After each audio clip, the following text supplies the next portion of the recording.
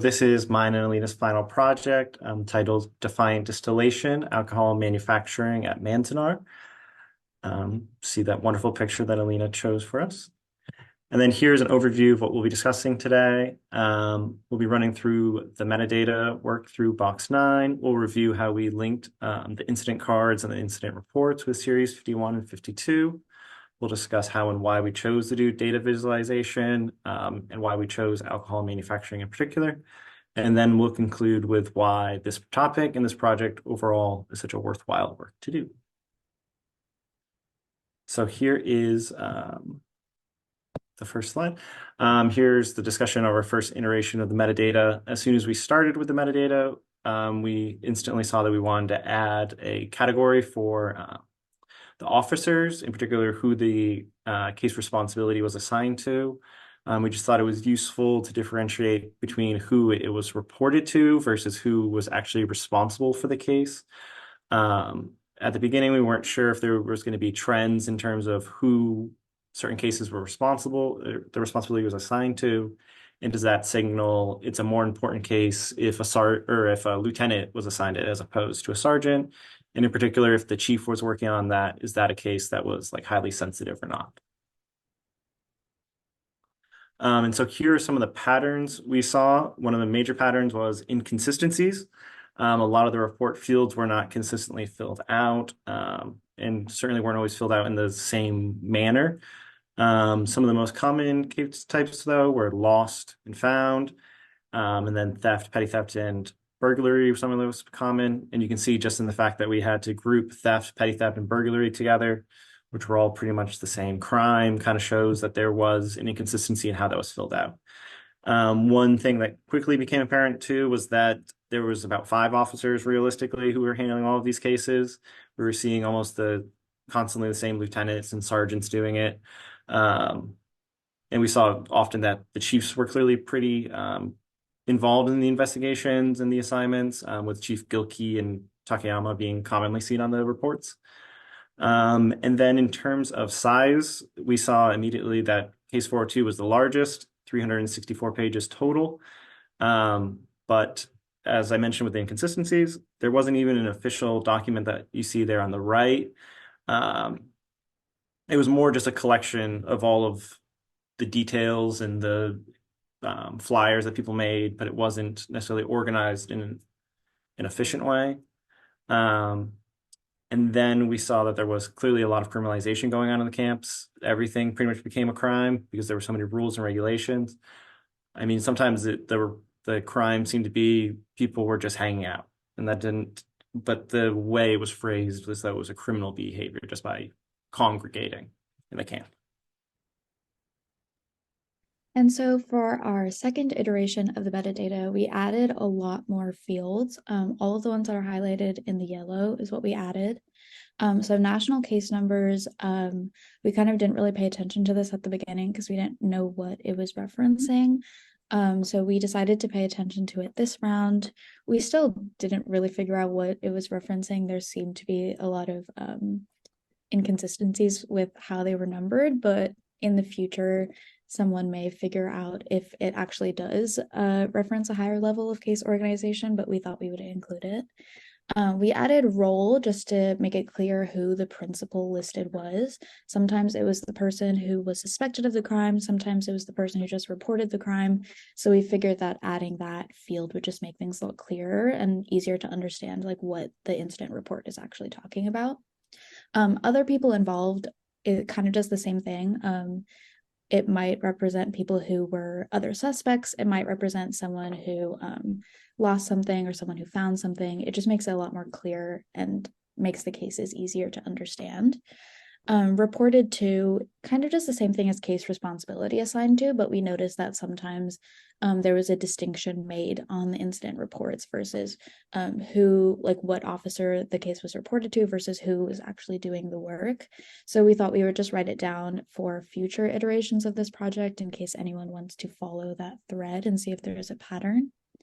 Number of pages, we thought that it might reference significance for a case. If there's a lot of pages in a case file, maybe it was something really big that happened. And then additional information was, again, just to make the cases more clear and to give us more context as we're going through everything. A lot of times in the reports themselves, there was additional information written by the officers, so we thought that that was good information to include. So some of the patterns that we saw, there were 53 cases that had at least one other person involved. Some of the most common roles was loser and finder, suspect, and then reporter and victim. National case number, only 140 out of our 235 cases had one. So again, we couldn't figure out if there was any pattern with that. And then also they were very inconsistent and the numbers jumped around a lot. Case report 723 had national number 82, but then case report 726 had national number 529. So we could not figure out what was happening. And then we also found out that number of pages didn't necessarily correspond to a significance or importance of that case or event. Sometimes it just meant that there was a lot of information that needed to be added for the official files. Like this example, there's a fire truck crash with 17 files, but that wasn't really like a necessarily important thing that happened. So when we started linking Series 51 to Series 52, we found that a majority were connected, a little over 90%. So only about 21 of the reports didn't have any sort of connection. But then we did find out that there was too many cards for in terms of when we looked for the case numbers, we'd see that there were the report numbers were connecting to these cards that clearly had no connection. And those were mostly those, like we mentioned in a previous presentation, were vehicle records, where it seemed like just vehicle numbers and names that clearly had no connection to the cases. And we also just found that the incident cards were structured by the name of the principal in a case. So if more than one person was involved, there was going to be additional cards. And so 13 of our reports did have more than one card, although there were times when someone was mentioned in a case and it seemed like that was a prominent person, but then there wasn't a corresponding card, and not clear why that was. So in terms of our infamous case 402, it had 152 cards. And those were listed primarily into folks who were listed as having been a troublemaker in the camp, folks who had been apparently shot while they were trying to quell the rebellion, people who were relocated to a Death Valley camp for own protection. It was unclear who they needed protecting from, but that was a pretty common one. And then there were some folks who seemed to have been seen as more prominent in the riots who were relocated to Moab in Utah. And so we did find that while it's not great as a finding aid, it does offer a little bit of additional information and context to the reports, especially for a case like 402 where there were so many people. It was helpful to be able to separate who was doing what and who was seen as an instigator or not, and who was injured, which would be very important to know. Our recommendations, though, were to separate the unrelated cards from the incident cards. There could be some valuable metadata in some of the vehicle records, but it's clearly unconnected to the reports, and so just kind of muddying the information that we have. And we did think that a digital finding aid should be more based around the name versus the case number, because when someone's looking for a case or looking for records, they're really looking for what happened to this one person in the camp versus a specific case number, which would require more intimate knowledge of the records. And so that would definitely be very helpful for survivors, family members, and researchers as well. So when it came to our final project and we were trying to decide what to do, we kept coming back to this common theme throughout our entire, like all the iterations of this project of criminalization and panopticism in these camps. And so we wanted to do something focusing on that. And we were going through our reports and we noticed a small trend of alcohol manufacturing in box 9. So we wanted to go back through the other Manzanar boxes to see if it was like a common thing that was happening. And it was. We found 12 cases over all 3 boxes. And then we looked at the metadata of those cases and found there were common trends just there. There were people who were arrested twice. There were officers who were involved in multiple cases. Sometimes the locations were the same. And so we decided to just run with that and create a timeline to tell a story of these people that were creating or who were manufacturing alcohol, and that how that's actually an example of people fighting back against this control and surveillance in Manzanar, even though that might not seem like it was a big thing that was happening. Here is the timeline that we created. Is it linked? Okay, perfect. So here is our lovely presentation. This image just shows an example of what sake would have looked like in the camps. This image is actually pulled from Tule Lake. We pulled a lot of our images from Library of Congress and Densho. And Densho actually had a number of pictures of actual the setups, but none of them, unfortunately, were at Manzanar. Most of them were at Tule Lake. But again, this is titled Defiant Distillation, Alcohol Manufacturing at Manzanar. So the first example or first mention of alcohol manufacturing or confiscation of alcohol was actually from the Manzanar Free Press. We also pulled in a number of articles to supplement our timeline. This one was just kind of covering the first time it was mentioned, where workers who were returning from a local farm had alcohol confiscated from them. And it's just a reminder to folks in the camp that any alcohol seen will be removed. And then the next mention was actually in another newspaper, the Heart Mountain Sentinel, which was another camp newspaper for camp up in Cody, Wyoming. This article seems to be mentioning a similar thing, just mentioning that liquor was confiscated from beat workers who were returning to the camp, with an excerpt from the article saying liquor was contributed to the hospital with the inferior quality spirits being ceremoniously poured down the drain. For both of these articles, there actually wasn't a mentioned incident report, which is kind of surprising because it said that 20 half pints were discovered. But that just might point that due to the fact that this was pretty early on in the camp opening in November of 92, and with the camp opening, I believe, in May of 92, or not 92, 42. There wasn't, maybe there just weren't incident reports yet, or we do know that there was a number of incident reports missing, so it's possible it was filed, but it wasn't incident reports yet, or we do know that there was a number of missing, so it's possible. And then first mention of sake being confiscated from a or the first mention in the reports of alcohol being confiscated was on August 15th, 1943, where sake was confiscated by a gate sentry, where somebody was returning from outside and had brought something with them. Here is an image, kind of gives you an idea of what the setup would have looked like inside the camp, with the rice mash there above, and then the amount of sake that they had produced. Again, I believe this is from Tule Lake. And then the next mention was in September 3rd, with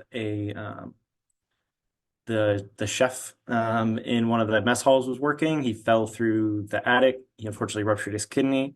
But when police came, they also found that there was a sake still up in the attic, and it was clear that someone had been producing sake.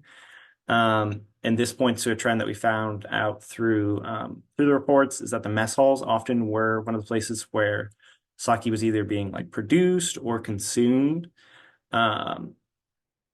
with a fair amount of the cases being occurring either at the mess hall or involving people who worked at it, which kind of makes sense. They have the supplies to produce it in the facilities to make it as well. And this gives you an idea of what the image gives you an idea of what the mess hall would have looked like, as well as clearly how popular it is with that long line waiting for folks waiting to eat.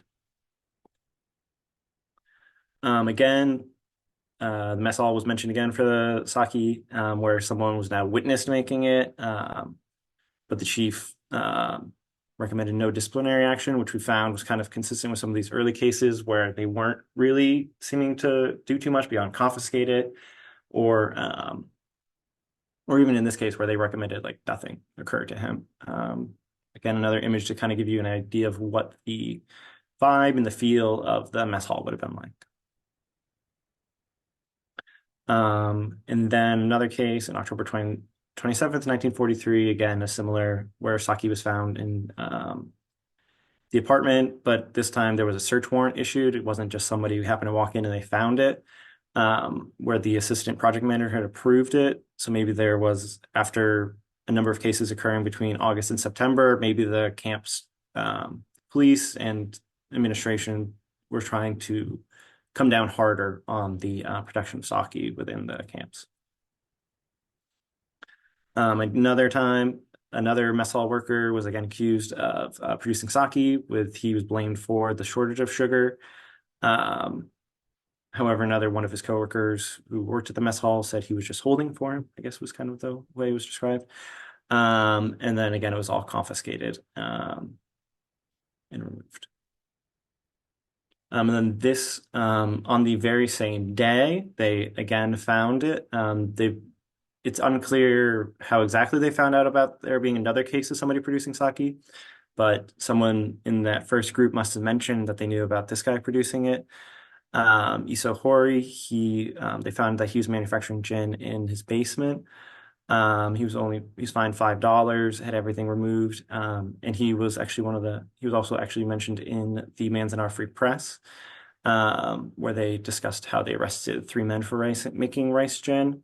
But he was the only one who was actually mentioned by name. The others in the original were not mentioned in the actual report when it was written up. And then the August 22nd, 1944, the police were walking by a mess hall after some sort of event, and they noticed that a number of folks were just hanging out in there. Somebody walked out with food, and there was just people sitting there and eating. They noticed one guy seemed to be sleeping or he was passed out. When they went in, they found that they had a couple quarts of alcohol in there, and arrested them. We chose this image of showing young people having fun at night at Manzanar. Kind of capture that because reading the way the report's written sounds like this deeply criminal behavior. But then you realize all they found was a bunch of young people were just sitting around eating dinner and drinking a little bit. That's clearly not criminal behavior, but just congregating was criminalized in the camp. And then another time when sake was found in the cellar of a mess hall. And you can see there where folks were placed in jail, and then they're suspended from service for 30 days, showing again the increasing criminalization of alcohol production in the camps. And then this was the first time that we saw the same person appear twice. Iso Hori again was discovered having manufacturing alcohol in his room after he had been previously arrested back in January for the same crime.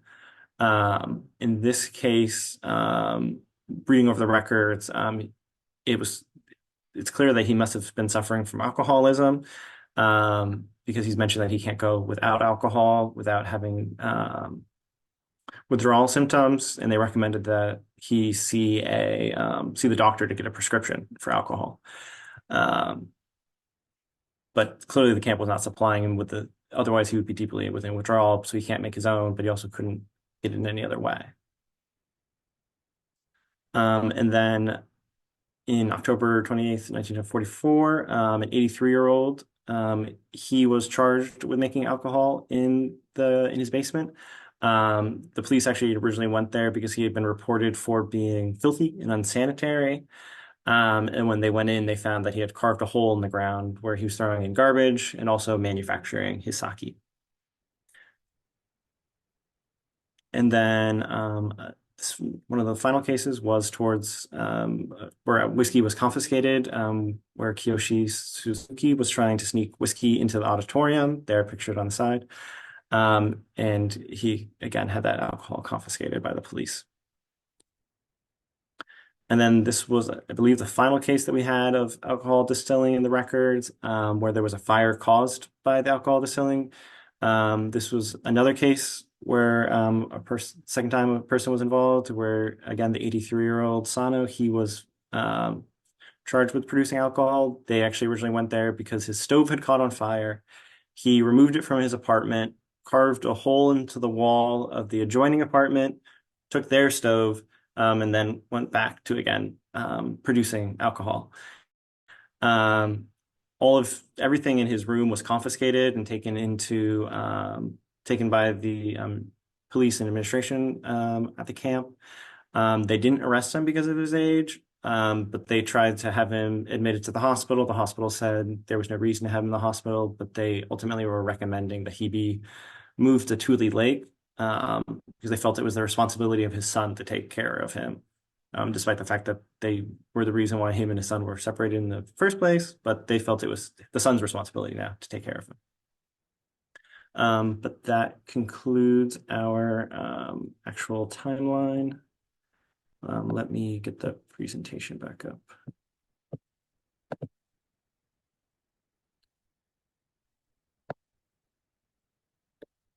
Oh, there we go.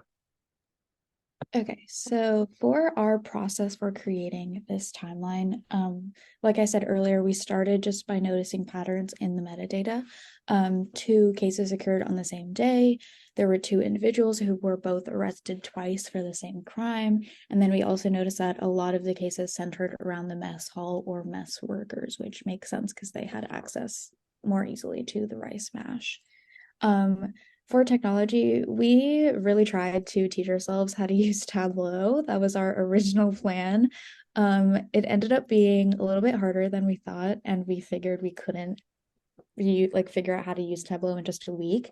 So we switched gears and we actually used a different software, which is Timeline JS from Northwestern.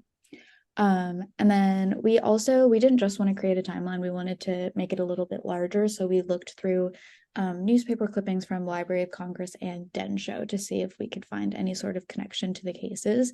And we did. We found three cases that corresponded directly to case reports.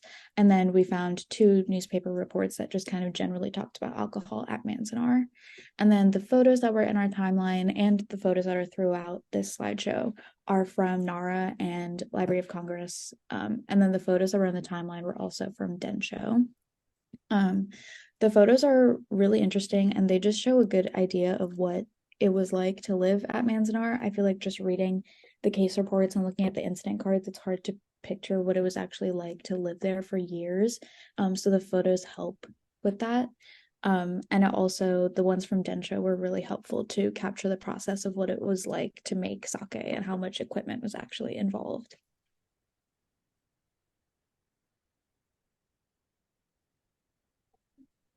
So for the general significance and like why we decided to talk about this, sake specifically for Japanese family has cultural significance. It was consumed for a lot of reasons when entertaining guests, for religious ceremonies, at special events like weddings, or even just daily with a meal. It has a pretty complex history in Japanese life, but by the time it was the 1940s, it was a pretty casual thing to do, just when you're hanging out with friends or with family. Um, Alcohol consumption is a pretty regular part of life, but in the camps, it was under really heavy active restriction. And then producing the alcohol was under even more so restriction, and yet people still did it. There were only 12 cases in 3 boxes, but I think from how much overlap there was between people and how many times it happened in the mess halls, I think it's safe to assume that a lot more people were doing it. They just got away with it. And so trying to figure out why people still did it, even though they knew how illegal it was and they knew the consequences of it. I found these oral histories that were conducted in 2015 by a Christian driver for his thesis. And we learned that making sake in the camps was a communal process. One woman said that it was complicated and required some communal effort with transferring of rice back and forth between people's shacks. They had to hide it for the from the RCMP. People found sake in all stages of fermentation. One family or several families would save a portion of the rice, which was served in the mess hall, and ferment it in their barracks, and then they would move it back and forth between people and apartments. So it was clearly a lot of effort. to make this alcohol, to make the sake behind the walls. People had to like make faux walls, they had to carve holes in their floors to make it, but they still did it.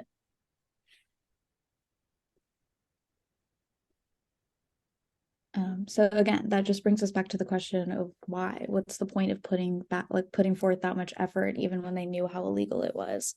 Um, Simply put, it was a rebellion against the heavy regulations that attempted to disrupt their regular lives. Not just consuming alcohol and sake, but making it.